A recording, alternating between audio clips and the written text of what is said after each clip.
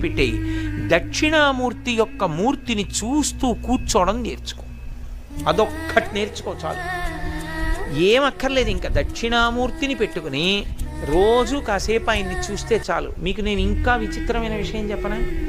సంటి పిల్లలు కొంచెం కొంచెం పెరిగి పెద్దవాళ్ళు అవుతున్నప్పుడు ఇంట్లో అందమైన దక్షిణామూర్తి విగ్రహం ఉండి, విగ్రహం అంటే ఫోటో కనీసం ఉండి, పిల్లలు కాసేపు దాని వంక చూడడం అలవాటైతే మీరు చూడండి, నేను యథార్థం చెప్తున్న, పెద్దలు నిర్ణయం చేసింది, వాళ్ళు కళ్ళు తిప్పి ఆడుకుంటూ ఆడుకుంటూ పాకడం కూర్చోవడం వచ్చినప్పుడు చూసినప్పుడు వాళ్ళు నిశ్చలంగా కాసేపు ఇలా దక్షిణామూర్తి వంకే చూస్తారు.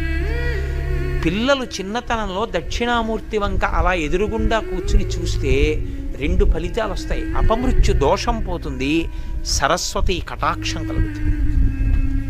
అందుకే అసలు ఇంట దక్షిణామూర్తి ఫోటో లేని ఇల్లు ఉండరాదు.